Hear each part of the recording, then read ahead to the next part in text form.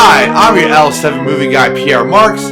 This is the recommendation show for all your streaming services and reviews. Let's get started. First up we have is an action horror called Marvel Zombies, and this one is a 4-part episode. Without giving too much away, essentially this is just The Walking Dead meets the Marvel Universe and superheroes. And the remaining non-affected zombie heroes are in the fight for the planet's survival. Come with me if you want to live. Off the bat, I just have to say, this was awesome! I really enjoyed all the dark humor as well as all the bloody action moments that these 4 episodes had to offer. The zombie horror aspect in these 4 episodes were very traditional at times, but also at other times had these fun twists and turns because of some of the superheroes. Also, every time that the Marvel Zombie title came on screen, it gave me such like Evil Dead vibes. I love you, baby.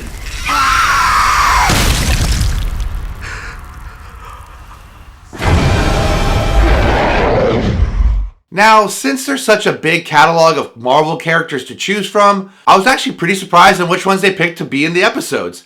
And I was also kind of let down on which ones they didn't pick to be in the episodes. The animation part for these 4 episodes was pretty familiar, because it was straight duplicated from the Marvel animated series called What If. So you know from there that the animation is more comic book like and definitely not crappy. We have to see this movie, dude. Ah, screw it. It probably isn't all that good anyway. Cartman, what are you talking about? You love Terrence and Phillip. Yeah, but the animation's all crappy. Even though the pacing was pretty much the same in every single episode, I feel like that, this could have benefited from a full-length animated feature.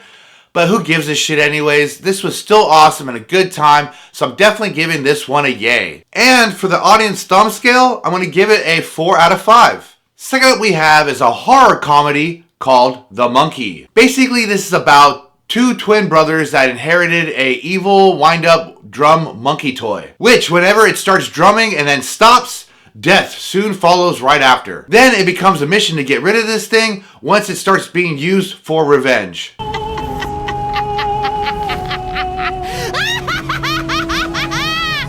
Revenge!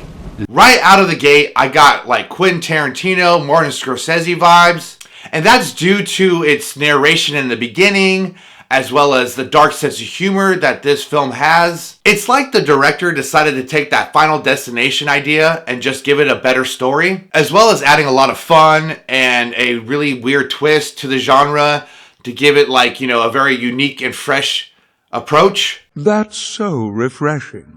Now, since originally this was a short story by Stephen King, it definitely has the look, the pacing, the special effects straight out of a Stephen King novel, as well as franchises like It. So you know right off the bat, it comes with its creepy, scary moments, as well as its gruesome, bloody horror moments as well. The only thing I have to say or gripe about in these type of Stephen King adaptations is basically I feel like there's always multiple of the same character. And what I mean by that is that every single Stephen King franchise adaptation, there's always an extremely overly bully character or like the typical stoner, and it just comes across as kind of silly sometimes.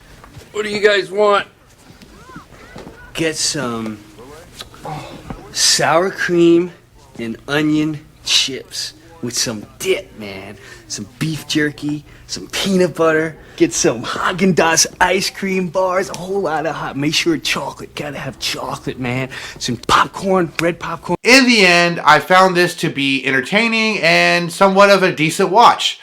I do find that the first 2 acts were much better and consistent with each other than the third act. The third act just got a little too cheesy for me and tried to get really outrageously gruesome when it didn't really need to be, as well as I feel like it was trying to be metaphoric in the very, very end, and I just didn't like where the characters ended up or where they went in the third act. So I'm going to give this one a nay. Definitely a nay.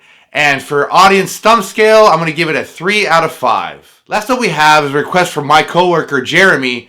He wanted me to review a TV show or a TV series, and I decided to go with Alien Earth since it's a sci-fi horror, and then this is the month of Halloween. Now, since the first season of this just got done, The gist of this one is a cargo space vessel crash lands on Earth. And it's up to Wendy and her Peter Pan friends that are a new breed of tactical soldiers to basically get into the vessel, contain the species inside. And of course, you guessed it, one of those species being the Xenomorph, as well as the eggs that are the face huggers.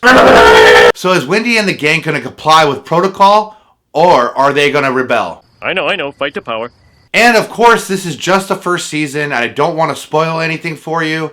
So what I will say though, is that if you're a fan of the movie franchise Aliens, then I think you'll be a fan of the TV series Alien Earth. There's such great set designs in this, as well as cinematography, lighting, editing, as well as some practical and special effects. Every episode has something different to offer. Some episodes are bloodier and scarier than others, and some of them are a little bit more focused on story development, as well as character development.